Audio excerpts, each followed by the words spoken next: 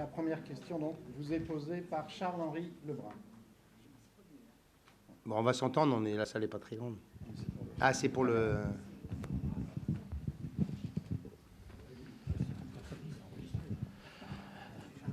Bonjour à tous, bonjour Monsieur Morin. Donc Charles-Henri Lebrun, président des jeunes agriculteurs de Basse-Normandie. Donc moi je vais vous poser deux questions, dont une que vous avez déjà partiellement répondu. Donc la première de mes questions, c'est quelles sont les 3 actions phares que vous allez mettre en œuvre dans les premiers mois, si vous êtes élu bien sûr, afin de donner un sens de votre politique pour l'agriculture normande et marquer éventuellement un changement ou une rupture. Deuxième question, l'agriculture et ses filières, c'est 20 millions d'euros de budget de la région, hors FEADER, bien sûr. Quand on consolide les budgets hauts et bas normands, soit environ 1% du budget. Est-ce que ça est bien proportionné selon vous? Et à quel niveau voulez-vous le porter? Si je vous dis, je recommence par la deuxième question, si je vous dis d'ores et déjà on va mettre temps, eh bien moi je serais vous, je ne voterai pas pour moi. Je vous conseille de le faire quand même, mais je ne le ferai pas parce que je trouve que c'est irresponsable. Moi je dis c'est une priorité. On a la chance, comme on a eu une région sans ambition en Haute-Normandie, d'avoir une région sans dette. Parce qu'en vérité, ce n'est pas une bonne gestion, c'est l'absence d'ambition. Et donc, les choses sont simples. La Haute-Normandie consacre 3 millions d'euros à son agriculture chaque année. C'est les chiffres. Quand tout d'un coup, il se découvre une vocation agricole, c'est formidable. Et quand en plus, on a eu, il faut demander, vous êtes bas normand, vous, mais donc c'est pour ça que je vous le dis, parce qu'il faut que vous l'intégriez en Basse-Normandie, c'est que quand on vous dit aujourd'hui l'agriculture, ça devient une priorité, c'est à rire pour rester bien élevé. Parce que comme parfois on me reproche un peu mes éléments de langage, mais c'est à rire, parce que quand comme seul message on adresse aux agriculteurs normands, le fait d'accorder 3 millions d'euros sur le budget de la région Haute-Normandie et de mettre un vice-président vert qui, globalement, a une relation, allez, je ne vais pas la qualifier, avec le monde agricole, si vous voulez, c'est quand même un peu curieux, quoi. Bon. Et donc, moi, je vous dis, ça va être une vraie priorité, une priorité absolue de la région. Voilà. Et on mettra les moyens nécessaires au développement. Et ça me permet de vous dire une deuxième chose, c'est que j'ai bien l'intention de faire en sorte qu'on la construise ensemble, cette politique. Moi, j'ai fixé le cadre. J'ai eu beaucoup de réunions diverses et variées avec les uns et les autres. Nos colistiers ont participé à la construction du projet, mais quand j'ai mis les têtes de chapitre, on voit bien qu'après, il faut décliner en mesures. Et donc, ce que j'entends bien faire, ce sera donc ça ma première action, c'est au mois de janvier qu'on se réunisse assez nombreux pour caler concrètement et précisément les dispositifs. Et simple, je vous adjure, simple. Oui, parce qu'on peut être soi-même source de complexité. Deuxième chose, c'est voir avec le président d'IRCA Normandie comment on peut passer de Gourmandie à Normandie. Voilà, on va y mettre les moyens juridiques, techniques, politiques qu'il y faut, mais ce que je voudrais, c'est que rapidement, nous puissions être sur cet élément-là.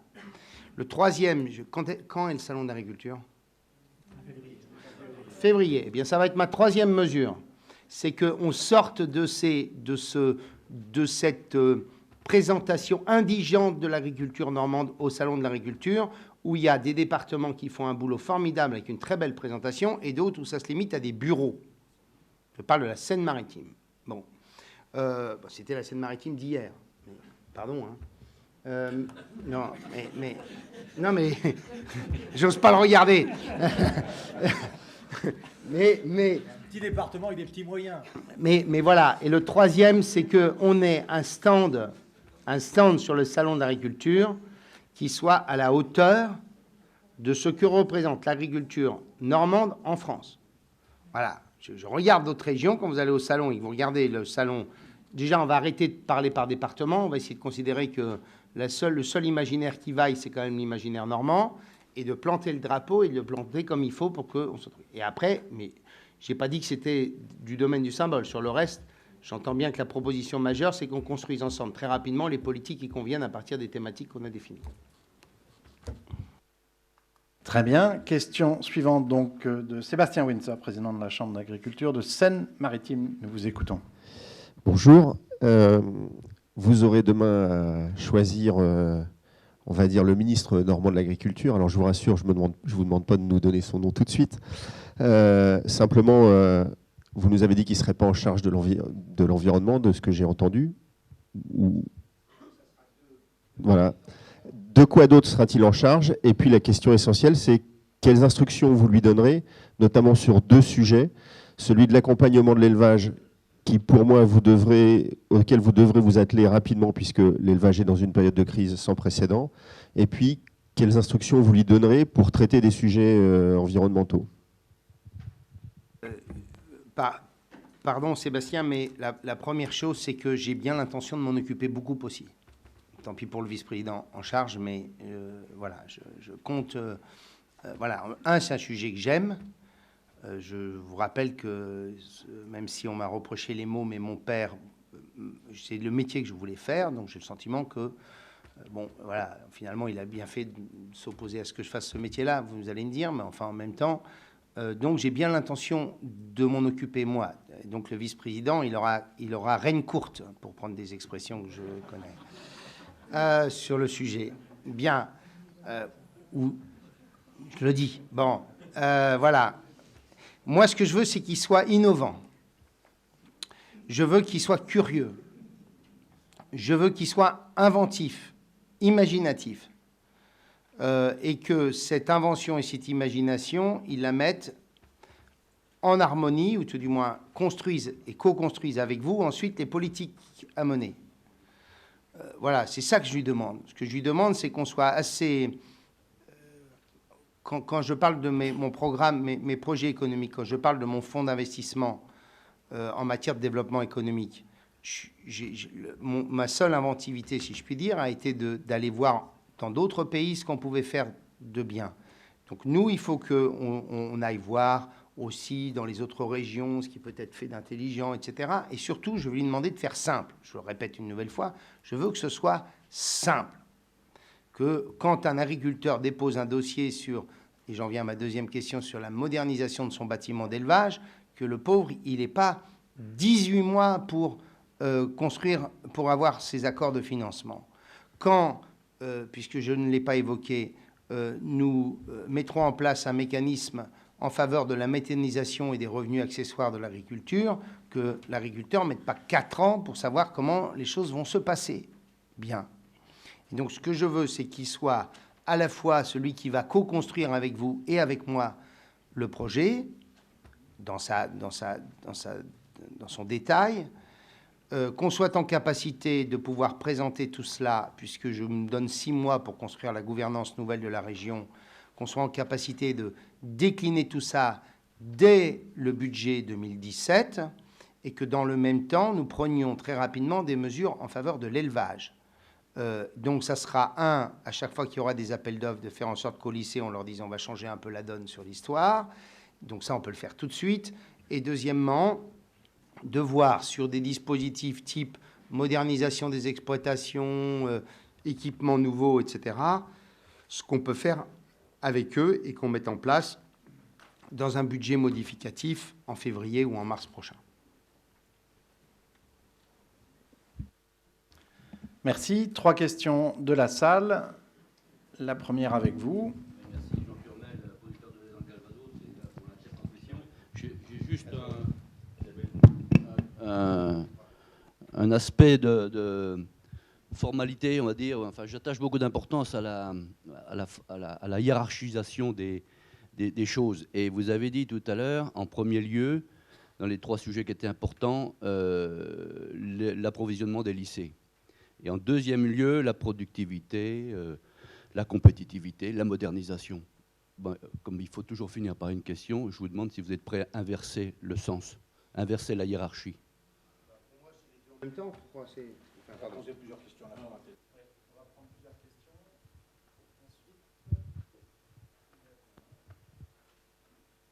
Moi, je vais en poser une, en attendant que vous posiez la question.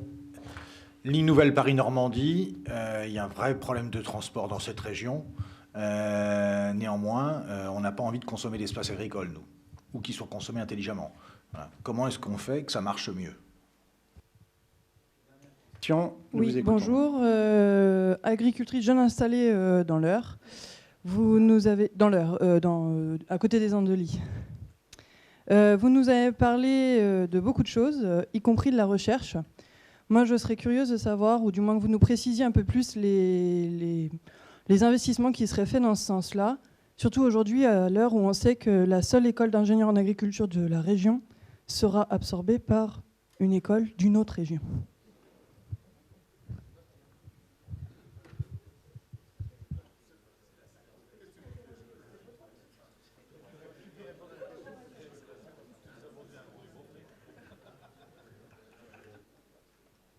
Bon, parce que je ne comprenais pas pourquoi le fait que Sébastien Windsor devienne président de la structure faisait que l'agriculture se retrouvait absorbée dans l'histoire. Mais bon,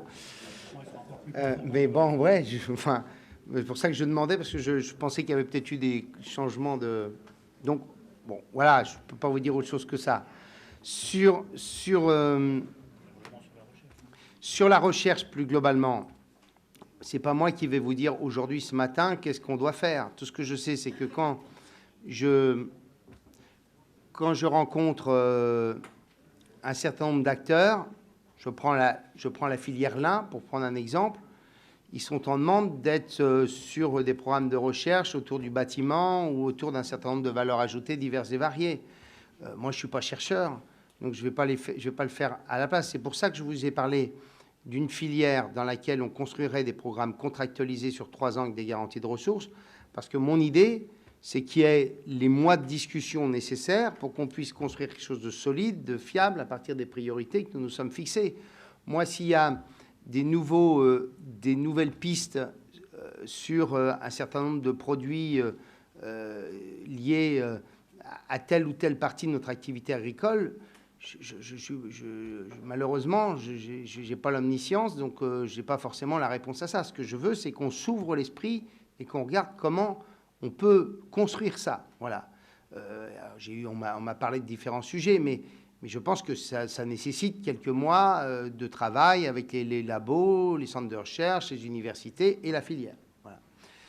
Et vous m'aviez posé une troisième question, je crois, non? Non, c'est tout. Ensuite, il y avait monsieur pour la hiérarchisation. Honnêtement, quand j'ai dit 1, 2, 3, j'étais pas 1, c'est 1, et 2, c'est 2. Il y a des choses qu'on peut faire tout de suite.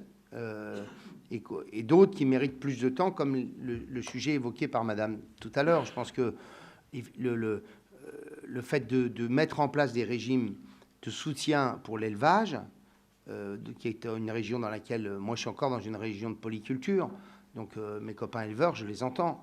Donc, et encore plus si c'est des éleveurs spécialisés viande. Et donc... pour moi, ça peut se faire dans les 2 mois. Il faut qu'on soit simplement réactif avec l'ensemble des acteurs pour voir qu'est-ce qu'on fait, comment on met en place. Et après, on fait voter ça entre janvier et mars. Voilà, je ne peux pas vous dire autre chose. Et après, il y a des actions qui sont un peu plus longues à mettre en place. Je suis allé voir l'association qui est à Domfront, qui s'occupe de la race normande. Si on veut essayer de construire une filière, ce que j'aimerais bien, alors on me dit, j'ai des discussions avec Jean-Pierre Delaporte qui me dit, tu m'enquiquines avec ta race normande. Mais moi, je trouve que je suis allé voir à Chalos ou à Bazas ce qu'ils ont fait. Ils ont été capables de relancer des filières viande avec une valorisation qui n'est pas énorme et considérable. Mais c'est quand même tout de même dommage qu'avec une race qui a des qualités organoleptiques aussi extraordinaires que la normande, on ne soit pas capable de pouvoir construire une filière qui s'appuierait sur des distributeurs pour gagner, ils me disent, c'est pas moi qui le dis, hein, ils me disent on doit pouvoir gagner sans problème 30 à 40 centimes du kilo. Alors je sais bien que 30 à 40 centimes du kilo sur des bovins de 350 à 400 kilos, ça fait pas énorme, mais c'est toujours mieux que rien. Donc ça mérite plus de temps pour le faire, par exemple. Bon. Pardon ? Bah, ça fait, au bout du compte, ça fait quelque chose, quoi. Oui, je suis d'accord. Bon. Non, mais bon. Donc, voilà. Donc, monsieur, il n'y a pas de... Je priorise pas l'un et l'autre. Les deux, pour moi, c'est autant de sujets qui méritent d'être faits tout de suite. Et puis, la troisième question, c'est les espaces agricoles. J'en ai parlé avec Emmanuel Yest. Moi, je trouve que commencer... Alors, il y a une politique où il faut... Alors, c'est ce qu'on s'est dit quand on s'est vu. D'une part, c'est pas franchement la région qui est un acteur majeur sur la question de la protection des espaces agricoles.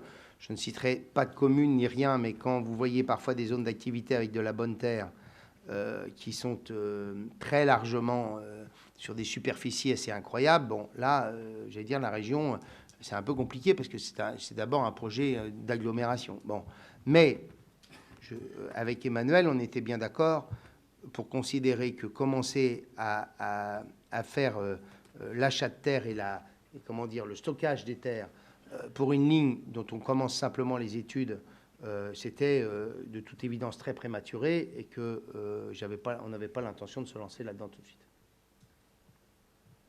C'est pas la réponse qu'il fallait faire? C'est la réponse que vous faites. Et s'il n'y a plus de questions, il vous reste les 2 ou 3 minutes pour conclure sur votre projet. La question parce que honnêtement, Très bien. Alors le micro. Sébastien et...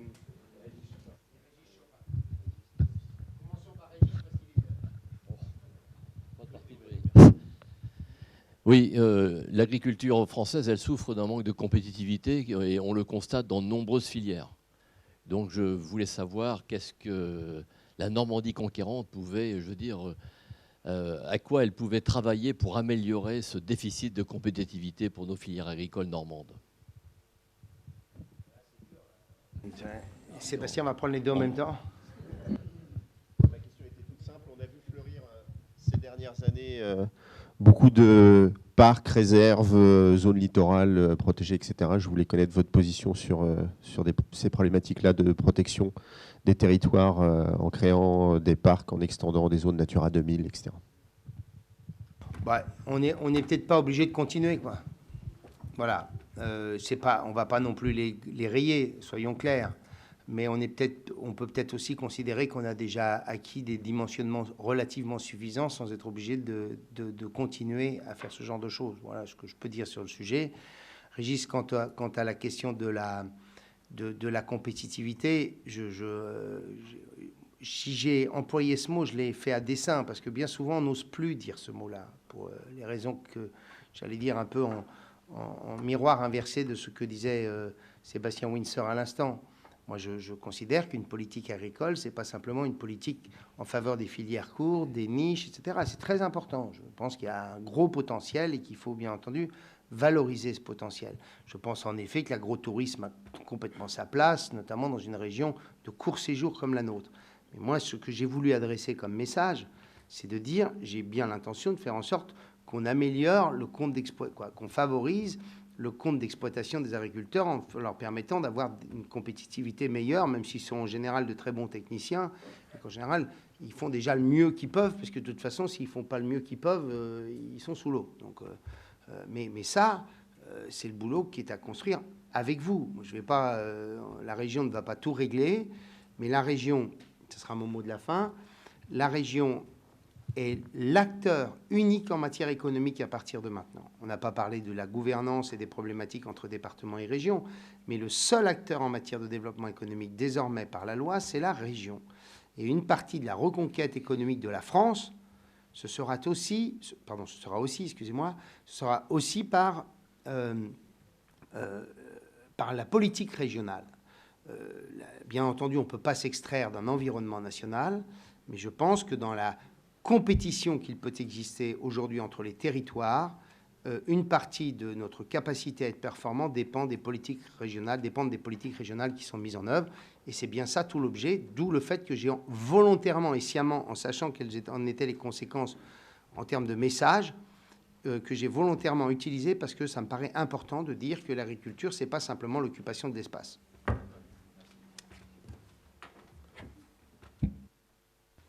Merci beaucoup Hervé Morin d'avoir tenu dans les 30 minutes imparties